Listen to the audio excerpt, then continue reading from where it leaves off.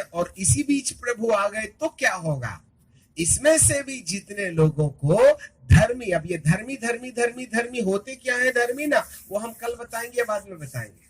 पर इतना तो याद रखना है, हर कोई नहीं, वरन जिसने परमेश्वर की इन 3 चाबियों को, 3 दांते वाली चाबी को अपने लिए इकट्ठा किया है। आपको मालूम है प्रभु ने हमको जगत की उत्पत्ति से पहले कौन बात के लिए चुनाव किया है?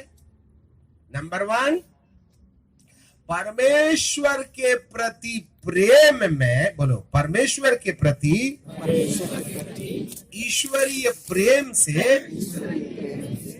पवित्रता से और शुद्धता से अपने जीवन को तैयार किया है, तो यीशु के दूसरे आगमन में जीवित दशा में मरणहार शरीर को कभी नहीं मरने वाले शरीर में रूपांतरित कर देगा, महिमा की देह में रूपांतरित कर देगा। बस अब यहां पर इस देह का रूपांतर हो गया। इस देह में आत्मा भी है और इस देह में प्राण भी है। याद रखना, जब तक देह महिमावान ना हो जाए और वही आत्मा जो पैदा होने के वक्त हमारे शरीर में आई थी और वही प्राण जो मरने के समय तक सोच और विचार करते रहा है, जब तक तीनों नहीं एक साथ परमेश्वर के लायक नहीं बनेंगे, तब तक स्वर्ग में प्रवेश निषेध है। There is a condition behind, याद रखिएगा। आप स्वर्ग में केवल आत्मा में नहीं जा सकते, आपको इसी शरीर को पहनना पड़ेगा। और ये वाला शरीर मर गए तो जिंदा होना है और जिंदे हो तो बदलना है। यदि मरा हुआ शरीर जिंदा नहीं हुआ और यीशु के दूसरे आगमन में हम मुर्दों में से जी नहीं उठे, तो वो आत्मा जो इब्राहिम की गोद में है वो आएगी कैसे अंदर? यही होगा जो अदन के बगीचे में आदम के माटी के पुतले के साथ में जीवन के श्वास के फूकने की प्रक्रिया हुई थी, वही कुछ होगा यीशु के दूसरे आगमन में। जैसे आदम को मट्टी से बनाया और मट्टी के पुतले को रख दिया, फिर अपनी ही आत्मा में से आत्मा निकाल के स्वरूप बनाया, अपनी ही बुद्धि में से बुद्धि निकाल के समानता बनाई और फूंक करके पवित्र आत्मा की सहायता से जीवन को और श्वास को पवित्र आत्मा की सहायता से जब मट्टी के पुतले के अंदर में डाला तो आदम जीवित प्राणी बन गया। और जब वो आदम जीवित प्राणी बना था ना, तो वो नंगा था पर लजाता नहीं था, क्योंकि वो ऐसे वाले शरीर में नहीं था जिसमें आपको पैजामा कुर्ता लगता है। वो महिमा की देह में था। He was in the glorious form। World की एक भी थियोलॉजी की किताब में आपको ये नहीं मिलेगा। पर सुना प्रकाशन की बात है, आदम बाबा इस शरीर में नहीं थे कि जो बुढ़ा हो जाता, इस शरीर में नहीं थे कि उसके शरीर को बुढ़ापा आ जाता, परंतु वो महिमा के शरीर में था। और वो महिमा के शरीर के कारण से वह नंगा रहने के बावजूद भी नंगा महसूस नहीं करता था, क्योंकि उसकी देह के चारों तरफ उजियाला ही उजियाला रहता था। वो तो फल खाने के बाद में महिमा की देह खत्म हो गई और मरणहार शरीर हो गया, और उस समय से लेकर उम्र बुढ़ापे की तरफ जाने लगी। नहीं तो 100 साल तक उसने फल नहीं खाया तो अभी वह 30 साल का था। यदि 1000 साल तक फल नहीं खाया तो वह 30 साल का था। यदि 1 करोड़ साल तक वो फल नहीं खाता तो वह 30 ही साल का होता। उम्र तो फल खाने के बाद बढ़ना शुरू हो गई। उसी को कहते हैं मृत्यु।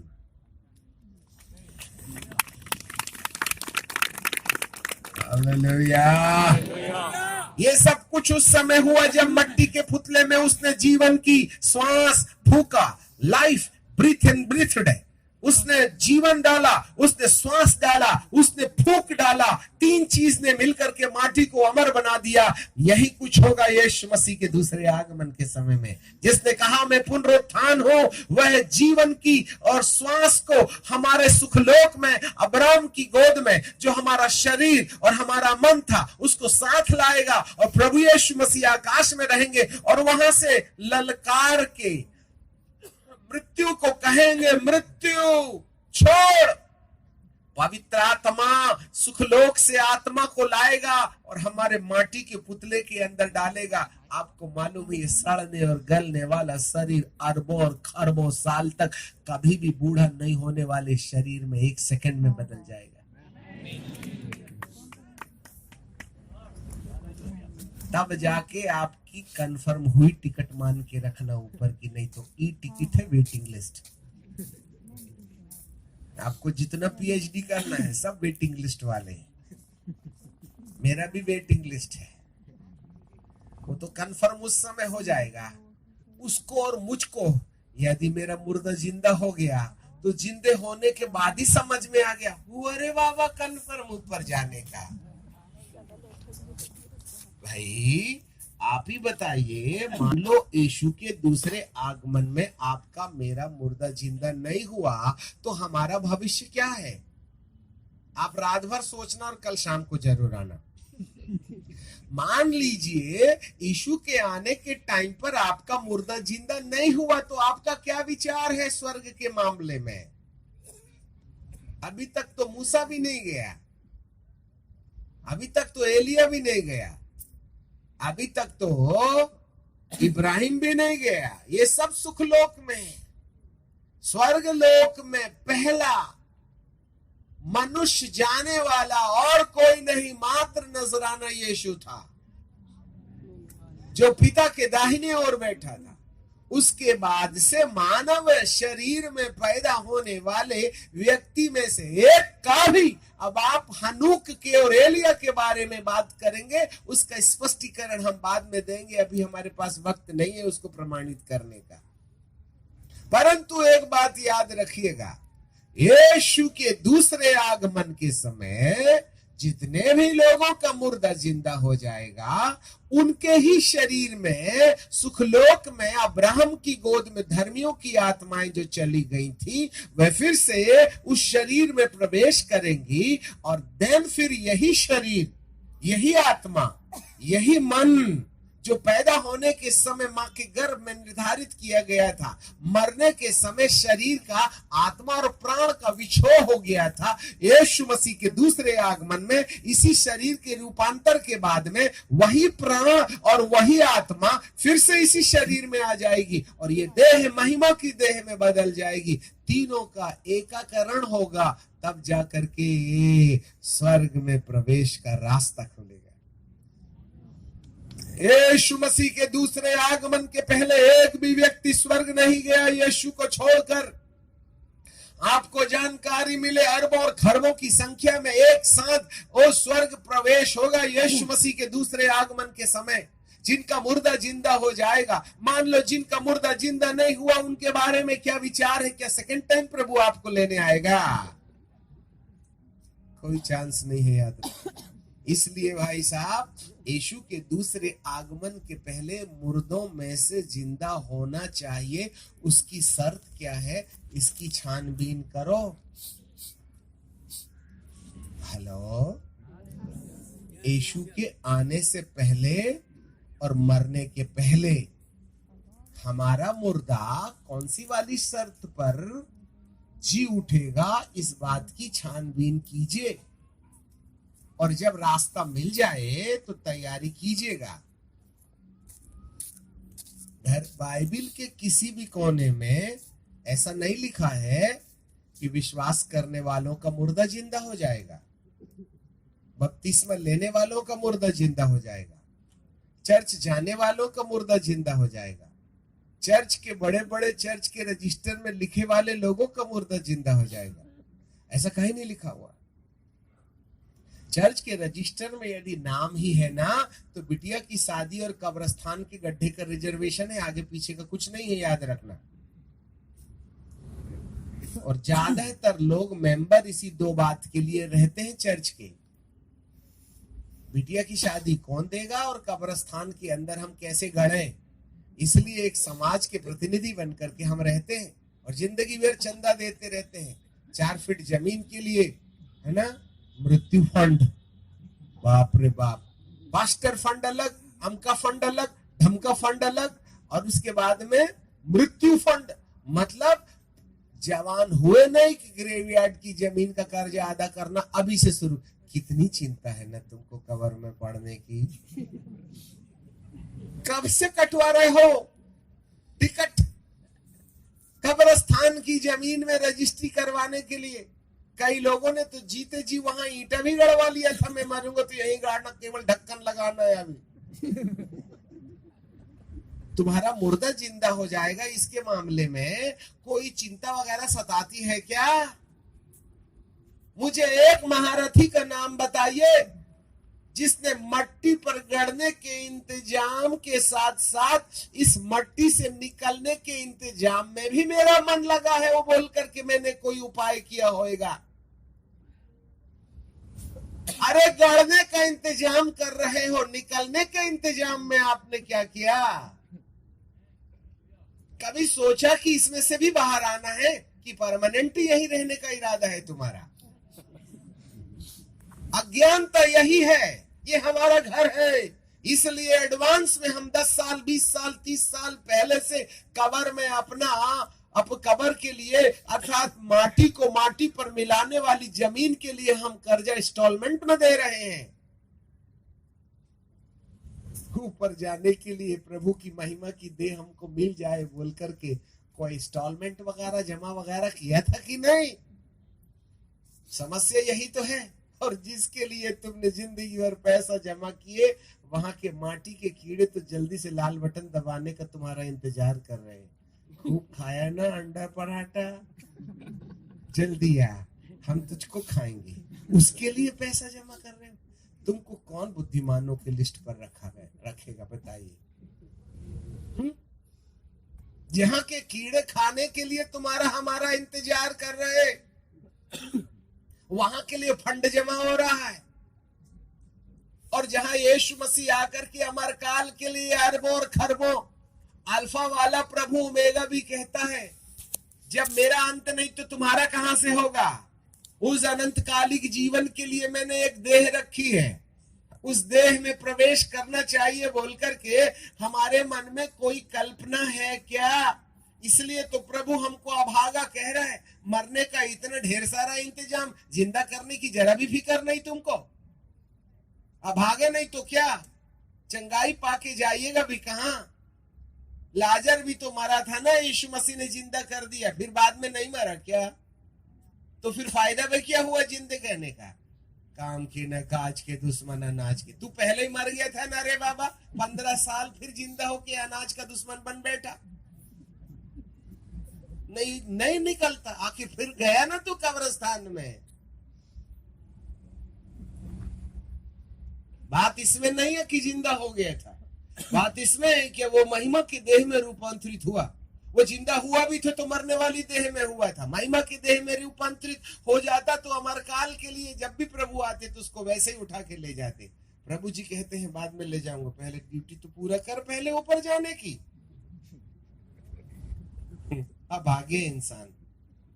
और हम जैसे महारथियों को देखिएगा, हम कब्रिस्तान में जब मुर्दा गाड़ने लगते हैं तब पूरे समाज के लोग भेका पाड़ के रोते हैं, पापा चले गए। तब हम उनके लिए ये वाला निकालते हैं, हम विश्वास करते हैं विश्वव्यापी कलीसिया पर, हम विश्वास करते हैं यीशु के दूसरे आगमन पर। हमारा विश्वास है जब तू आएगा तो इसे मुर्दों में से जिंदा करेगा और तू इसको लेके जाएगा। हमारा विश्वास है तू आएगा, नंबर 1 हमारा विश्वास है तू जिंदा करेगा। बाइबल कहती है विश्वास से मैं आऊंगा और विश्वास से जिंदा करूंगा। ऐसे मैंने लिखा ही नहीं, तूने कौन सी बाइबल से पढ़ लिया? हालेलुया। हे प्रभु तू इसको जिंदा करेगा। प्रभु कहेगा इसकी तो टिकट ही कंफर्म नहीं हुई रे, तेरे कहने से मैं कैसे ले जाऊंगा बता दे वाला। बीबी को ना रेडियो को और टीवी को बहुत ऊंची आवाज में बजा के फिर मिला के बत्ती देता था, जिससे कि मोहल्ले वाले को पता न चले रात को बीबी को पीट रहा था बोल करके। ये कहां से जाएगा बताइए? वहां स्वर्गदूतों को भी लगती मारेगा, नहीं ले जाता बोले। और रात भर ना तू 12 बजे से लेकर 3 बजे तक ये छोटे से तख्ते में क्या झांक रहा था बता तो जरा मेरे को। जियो सिम में रात को 12 बजे तुमने कौन सी वेबसाइट खोली थी? ऊपर वाले को क्या मोतियाबिंद हो गया है? अरे ऊपर जाएगा, प्रभु जी कहेगा ना रे बाबा, शैतान को गिरा के बड़ी मुश्किल से स्वर्ग साफ किया था, कुछ पापी को लेके फिर टेंशन में बढ़ाऊंगा क्या मैं? अरे विश्वास बोलते हो, पत्नी को पीटते हो और विश्वास बोलते हो? अरे विश्वास तो भूत लोग भी करते हैं। अरे गणेश रथ की झील के उस पर एक आदमी के अंदर में 3000 दुष्ट आत्मा थी कि नहीं थी? वो क्या बोला? तू तो परम प्रधान परमेश्वर का पुत्र है। ऐसा तो पतरस ने भी बोला था 16-18 में। उसको बोल दिया कि तू, ये बातें परमेश्वर ने तुझ पर प्रकट कर दी कि तूने मुझको परमेश्वर का पुत्र समझ लिया। अब गणेश रथ की झील के उस पार भूत को किसने प्रकट किया था? तुम ही बता दो। ये विश्वास की चाबी से स्वर्ग का दरवाजा नहीं खुलता भाईजान। बाइबल को अच्छे से समझना पड़ेगा। एक पद हम पढ़ते हैं प्रकाशित वाक्य की किताब और उसका 20वां अध्याय और उसका 5वां पद जरा देखिएगा। Book of Revelation chapter 20 and verse 5। वहां ऐसे लिखा हुआ है, जब तक ये 1000 वर्ष पूरे ना हुए तब तक शेष मरे हुए ना जी उठे। यह तो पहला मृतकोपत्थान। जोर से बोलो। हाँ, बड़ा कठिन है, बोलो मृतकोपत्थान। हाँ, बोलने में भी तकलीफ होती है। हाँ, फिर से बोलिए मृतकोपत्थान। जोर से बोलो मृतकोपत्थान। ओके, अब 6वें पद में लिखा है, धन्य और पवित्र वह है जो पहले पुनरुत्थान का भागी। बोलो पुनरुत्थान, मृतकोपत्थान, पुनरुत्थान, पुनरुत्थान, मृतकोपत्थान।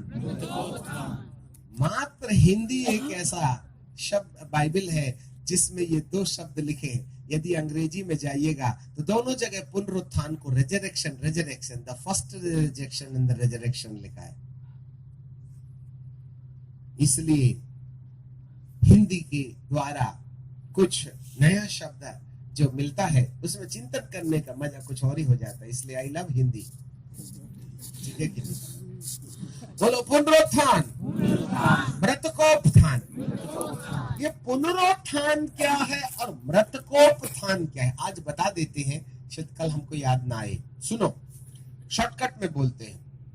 जब यीशु मसीह आएगा तो हमारी जितनों की आत्माएं सुखलोक में होंगी, इब्राहिम की गोद में होंगी, उन तमाम आत्माओं को लेकर के यीशु धरती पर आएगा और वो तो आकाश में रहेगा, परंतु पवित्र आत्मा हमारी कब्रिस्तान में जाएगा और हमारा वाला शरीर को जो ऐसा वाला था, जो बिल्कुल ऐसे वाला है ना, धर्मी होने के कारण हम मरे, तो इस शरीर को कभी नहीं मरने वाले शरीर में बदल देगा और सुखलोक से वही आत्मा जो मृत्यु के समय निकल गई थी और वही वाला दिमाग जो मृत्यु के समय शरीर में सोचना बंद कर दिया था, वो फिर से इस शरीर में आएंगे और यीशु इन तीनों को एक साथ महिमा की देह में रूपांतरित करके आकाश गंगा में उठाएंगे और स्वर्ग में प्रवेश कराएंगे। इस घटना को पुनरुत्थान के साथ जोड़ते हैं। अब आप बोलिए मृतकोपत्थान क्या है? Listen me carefully. आपको विश्व की कोई भी थियोलॉजी की किताब में यह परिभाषा नहीं मिलेगी। मृतकोपत्थान का मतलब होता है जो लोगों ने पाप सहित जीवन जिया है, पाप में रह के जीवन जिया है, उनको मरने के बाद उनके शरीर से आत्मा निकली और धनवान के साथ अधोलोक में डाल दी गई, जहां रोना और दांत पीसना था, जहां पर धनवान ने कहा, हे प्रभु लाजर को बोलो अपनी उंगली का छिंगली का सिरा पानी में भिगो करके मेरी जीभ को ठंडा करे। वैज्ञानिकों ने उसको भी खोज निकाला है, जहां 2300 सेंटीग्रेड से लेकर के 3000 सेंटीग्रेड तापमान पाया जाता है, वहां करोड़ों आत्माएं पुकार रही है। वक्त होगा कल हम आपको ये आवाज सुनाएंगे साइंटिस्ट नासा की, ठीक है, वो आत्माएं पुकार रही हैं, वे पुकार रही और कह रही हाय हाय हाय हाय। ऐसे समय में वहां से जब यीशु आएंगे, दूसरे आगमन में लोगों को ले जाएंगे, 7 साल का महाक्लेश काल होगा, यीशु का तीसरा आगमन होगा, पृथ्वी को उथल पुथल करेगा। नए यरूशलेम में वो लोग जो दूसरे आगमन में उठाए गए हैं, वे धरती पर आएंगे। यीशु और पिता और पुत्र दोनों 1000 साल तक राज्य करेंगे। इसी धरती पर हम 1000 साल तक रहेंगे, और जब 1000